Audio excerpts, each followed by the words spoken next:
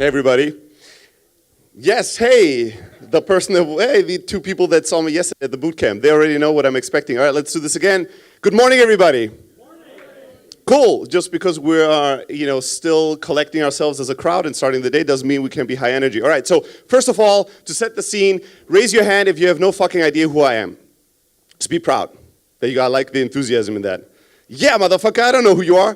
All right, very good. This is important for my ego. This sets the stage for me. Like nobody really cares and knows who I am. All right, so we're going to talk about sales calls today. Right, I'm actually impressed how many people are showing up to this because it's not always the sexiest of topics, but it's an incredibly important one. I'll tell you a little bit about myself to give you some context and make you understand or give you an idea why I care about sales calls and why I know a thing or two about it in SaaS. Sounds good? All right, this is yes, this is no. This is, I don't really care, I'm just waiting for the next session or something. Patrick is going to be excellent. So, my name is Steli Efti. I'm originally from Greece. I grew up and was born in Germany, and 10 years ago I sold everything I had, bought a one-way ticket to San Francisco, and I'm still living there, right? I did one tech company that was a spectacular soul-crushing failure, and then I did another one that is doing pretty all right. So, the last two companies are really the ones that are most relevant to what I'm going to talk about today. It started originally as Elastic Sales, and what we were doing as Elastic Sales is we were helping venture-backed B2B SaaS companies in Silicon Valley scale their outbound sales efforts. And we had done that for over 200 venture-backed startups. We did hundreds of thousands of cold calls for SaaS companies over the span of 2 years. And during that time, we developed a little piece of software called Close.io, which is an inside sales CRM. It was the first CRM that had integrated calling right out of the box. So you could make and receive calls out of the CRM without having to switch systems. All calls were recorded and automatically tracked. So you can tell that even like, when was this, January 2013, even like 4 years ago, we really cared about calling when it comes to the sales context. And today we're a tiny team, 24 people, all remote, all around the world. And we're making millions and millions, thousands of companies all around the world use us to make more deals and crush it in sales. I don't just have a SaaS company that's evolving around sales. I have a podcast. This man, if you don't know him yet, you should. He's the godfather of SaaS. He has the reputation of being the most generous founder in Silicon Valley, Hiten Shah, founder of Kissmetrics, Crazy Egg, and a bunch of other stuff.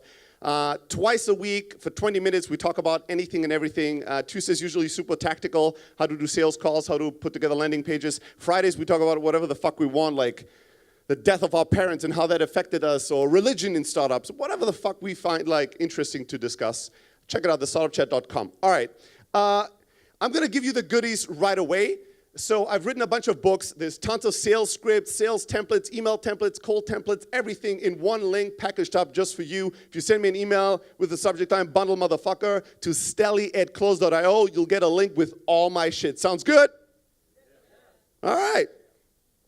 There you go. A bunch of people here already send me an email and got that link. So let's jump right into it. Why is a sales call still important and relevant today, and why do I believe it will still be relevant 5, 10 years from now? A call is an incredible, powerful tool to build human connection and human interaction. And I know that as technology entrepreneurs and technology people, we love to automate things. We love to make things, the machine take over and do everything, and you just sit back and look at the revenue piling up. And I remember in 2007 when I went to Silicon Valley, most B2B companies, they were all about virality. They were all about setting up some viral thing that would make the thing grow from the bottom up in the enterprise, and they would just kick back and get the revenue in. Nobody wanted to do sales calls. Sales calls don't scale. Sales calls are old technology. Sales calls are not sexy. Today, it took over 10 years to really shift the mood and realize many B2B companies had to realize, even in Silicon Valley, you fucking have to sell if you really want to succeed. And when you're able to communicate with another human being, it's a very powerful thing. It is a context-rich environment, right? Somebody's telling me maybe in an email is different than somebody going, maybe, or maybe, oh, maybe, right?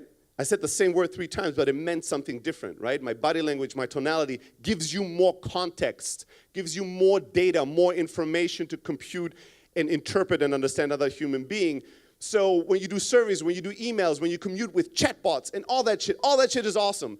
But nothing is as powerful as an in-person conversation. The next best step is a phone conversation. You don't have the visual, but you have the auditory stimulation to really understand and hear somebody. And you can ask follow-up questions. How beautiful is that? A conversation is something powerful. Somebody tells you something that makes no sense. You can ask, can you clarify that for me?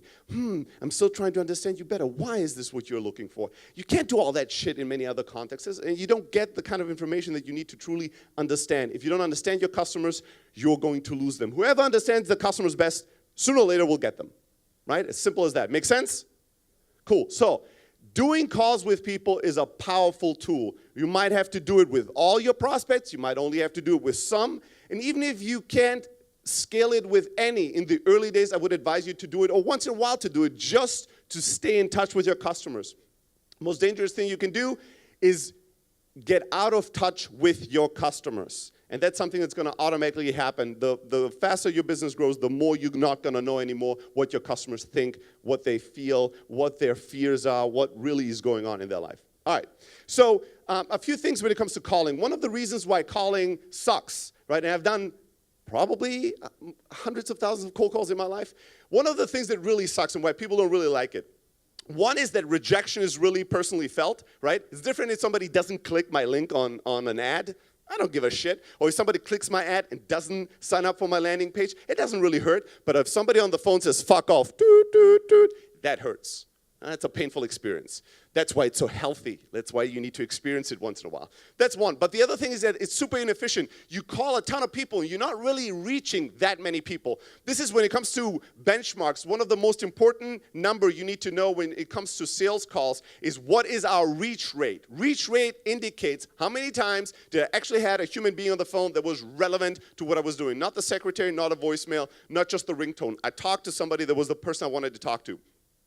If your reach rate is below 15%, which it often is, sales calls are going to be painful. It's going to be very inefficient. You're going to be doing 100 calls and only having a chance to talk to 10 people. Like 90% of the time, you're just wasting life sitting there listening to dial tones and voicemails, right? That sucks. And that's why a lot of people don't love doing calls. So you need to know what your reach rate is. It needs to be above 15%. If it can't be at the 30 or 40%, your money. If it's below 15%, you're fucked. Doesn't matter how good your pitch is. Doesn't matter how amazing your product is.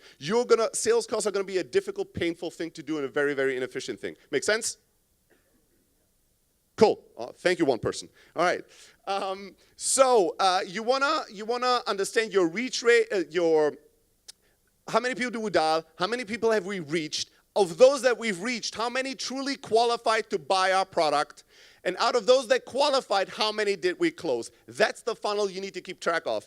If your reach rate is really low, you need to figure out something better to do. You need to figure out a better time to call them. Maybe it's on the weekends, maybe it's late at night, maybe it's super early. Maybe you're trying to talk to a certain type of customer that's not really picking up their phone, so you have to warm them up in email or in some other tool as well. Hello, sir. Very good looking, powerful man over there. All right, so when you reach them and you don't qualify a lot of people, your problem is that you have a shitty lead list, right? Or that you're doing marketing that attracts the wrong people. That's even more painful to me. You've done all this work to reach somebody, and then that person you should have never talked to, they have no chance of buying your product. Your product is not the right product for them. That sucks, right? So you want to make sure that your qualifying rate is really high. Out of the people that you reach, you want to qualify a very high number of people. Or you need to improve your lead gen process.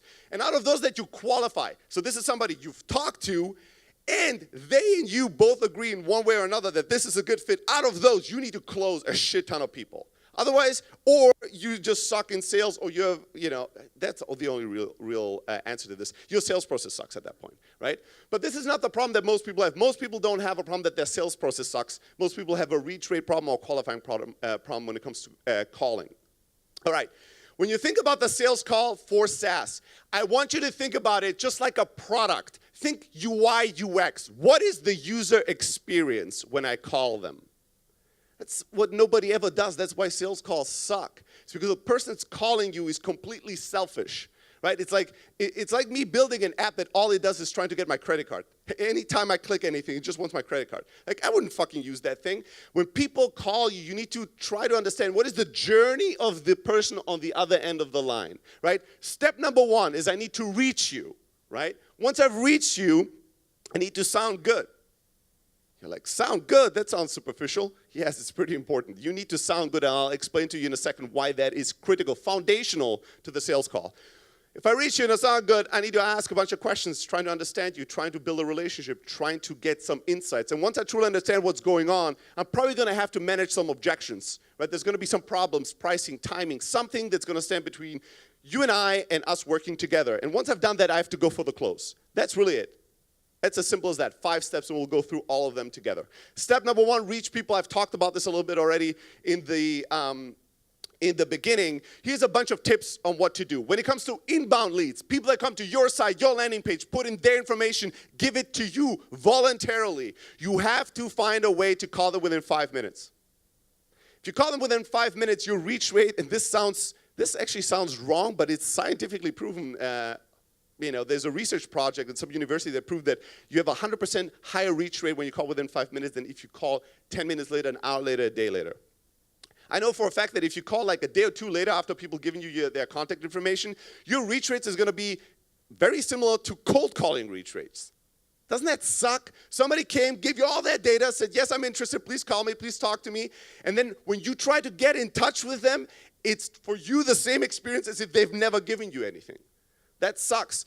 Why within 5 minutes? Basic logic. I'm just at my laptop. I'm just giving you all my data. It's very likely I'm not in a meeting. I'm not right now skiing somewhere, right? If you call me, I know what this is about because you just signed up. Now some people go, well, but I didn't give them enough time to explore my product. You don't have to. You call people within 5 minutes, they go, oh, I just signed up. Yes, I wanted to say welcome, right? And I wanted to make sure that I'm going to set you up for success.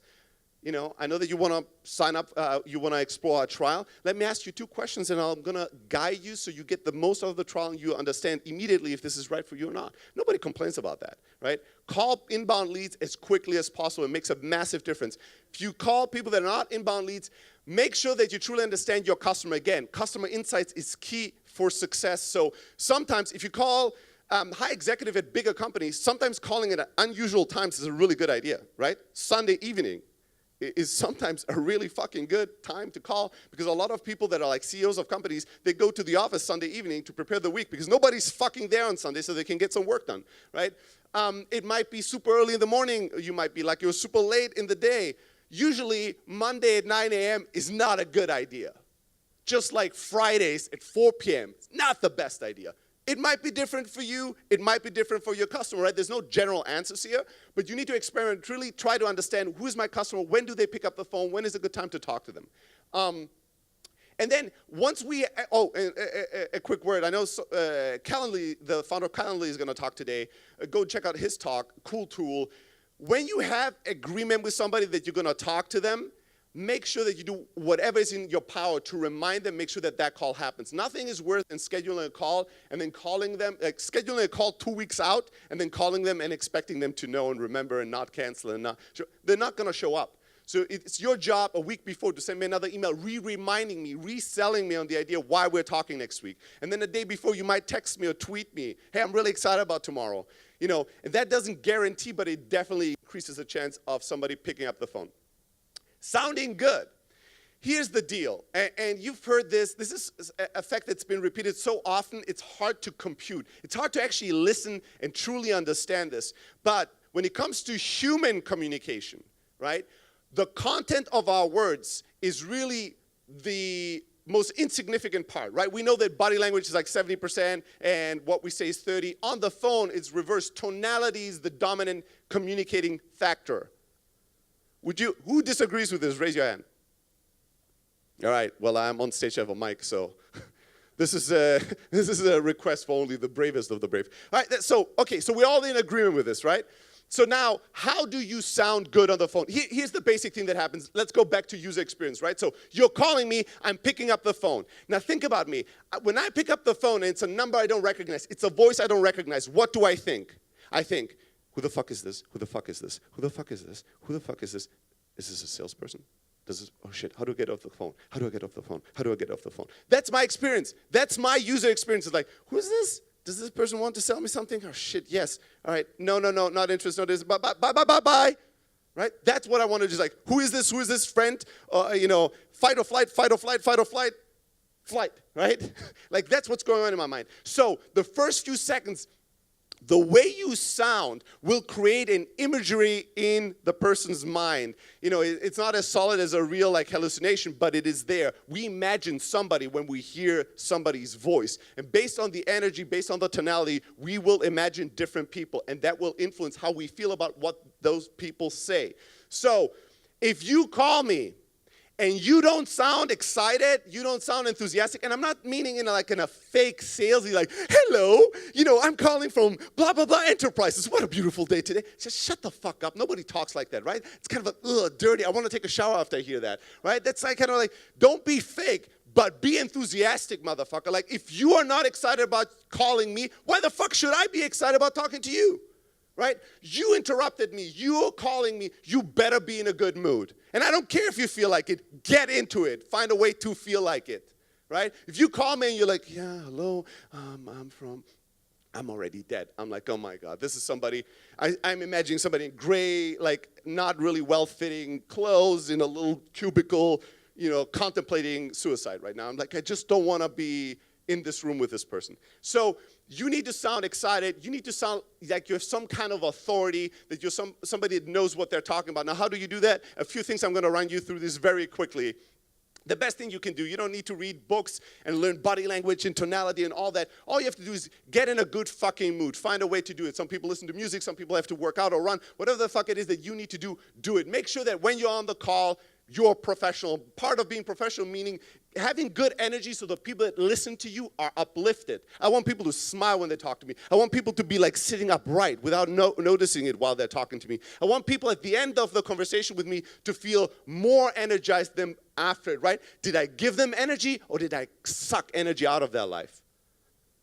My responsibility is to give energy, to make people go, I want to talk to this person again. I don't know even why. Right? So, but here's a few things when it comes to tonality, a very basic seminar, 1 minute or less.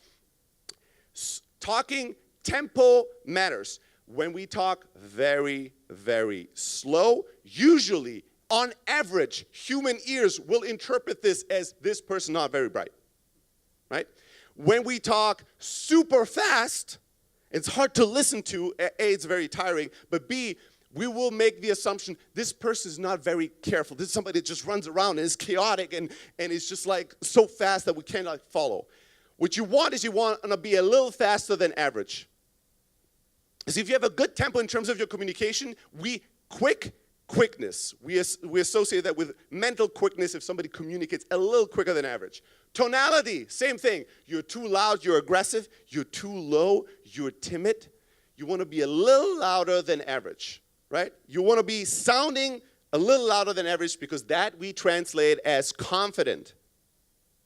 And then if you smile, it actually makes a difference in the sound of tonality. They've tested this, rooms where people saying the same thing, fake smiling or not, and people could hear the difference. Their brain could hear the difference. It would have different waves and shit. So sound like you know what you're talking about. Sound like you're excited to be there. Obviously, you should know what you're talking about. Your content should be good. But if you sound depressed, no matter what you're telling me, I'm not going to listen.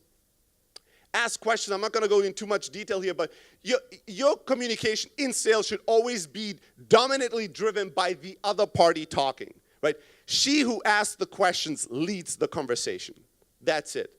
I want to know all about you when I talk to you. I already know all my shit, right? I want to know exactly who you are, what you're all about, what is going on. The better I understand you, the easier it's for me to identify if we are the right fit and to know how to sell to you. I have the prospect give me everything I need, and then selling is easy, right? They're painting a picture, a target, in all minute detail, and at the end, all I have to do is throw one dart, and I hit. Most people in sales, what they think is the more darts I throw, the more chance I have to succeed. So they're blindly throwing darts. They're like, oh, we're cheap, and we're fast, and we have all the features, and we're venture-backed, and we have a great admin tool, and our API, and they throw more and they think, surely something will fucking hit. The problem is that if you tell me 10 things, and one of them is relevant to me, and 9 aren't, you know what I'm going to listen to, and what I'm going to zero in on? The 9 things that weren't. Not the one that was. I'm going to go, I don't need API.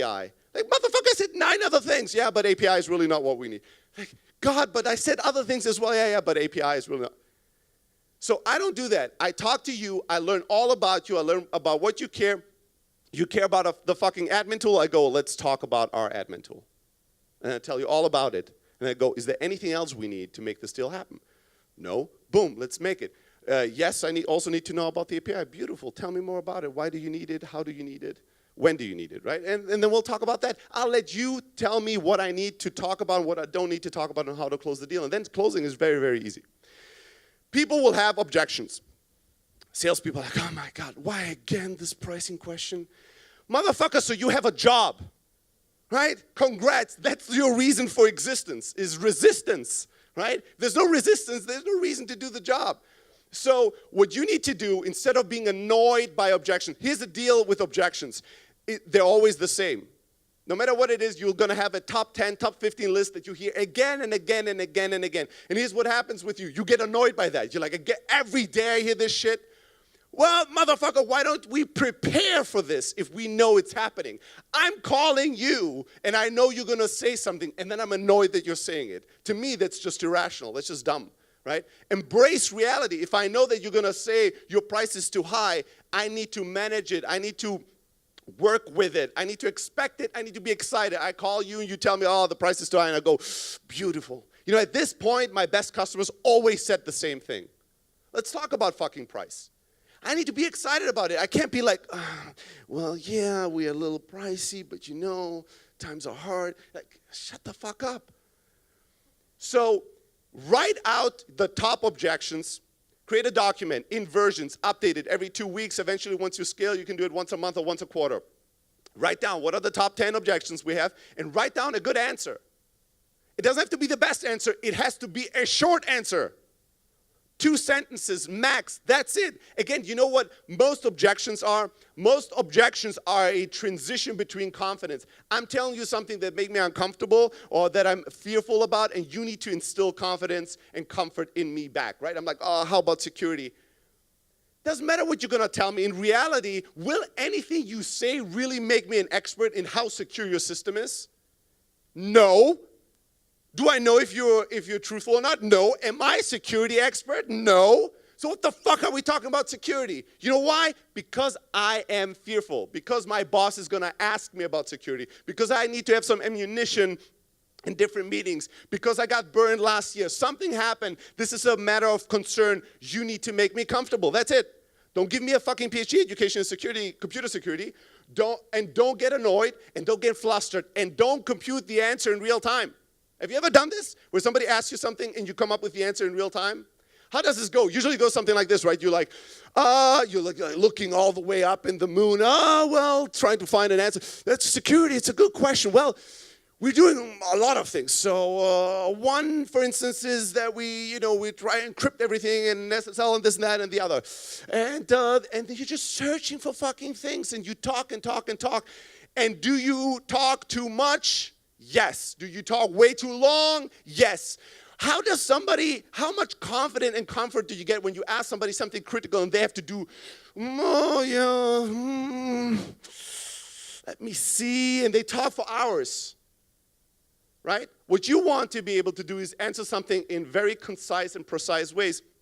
Hey, what about security? It's a beautiful question. It's very important to us. We have more than 10 million in venture funding. We are, awarded as the #1 system in our planet. And when it comes to security, we take it very seriously. What else is important to you? Did I say anything about security right now? I just bullshitted you, right? For like 3 sentences. I didn't say anything. We have venture money, we got press and award, and we take it seriously. There's nothing. And I'm not saying that should be your answer. I'm just trying to make a point here. If I can answer in 3 sentences calmly while keeping eye contact, the other person is more often than not just going to be like, yeah, okay, that seems like they have their shit together, right?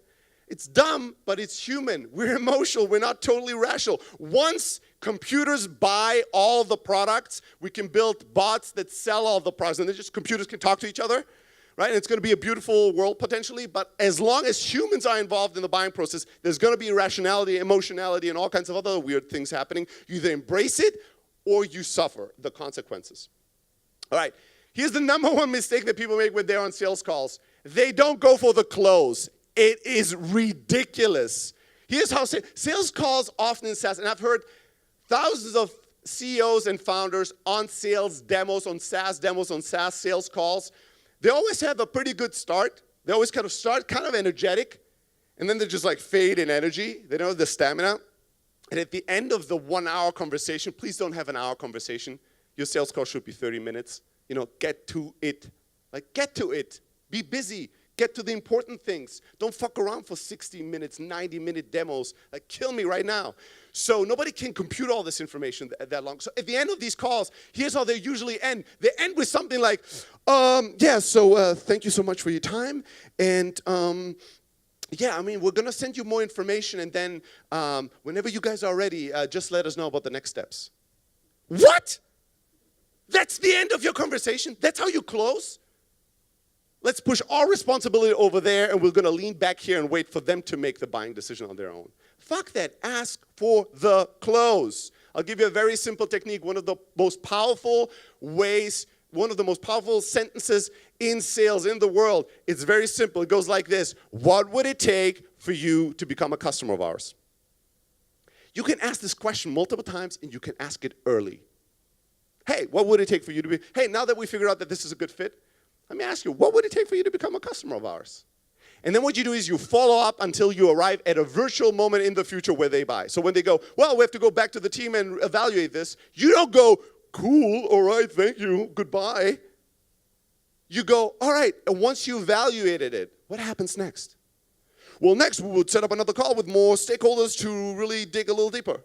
All right, that sounds good. Let's say that call goes well. What happens next? Well, next we would want to put together a pilot proposal. All right, and then?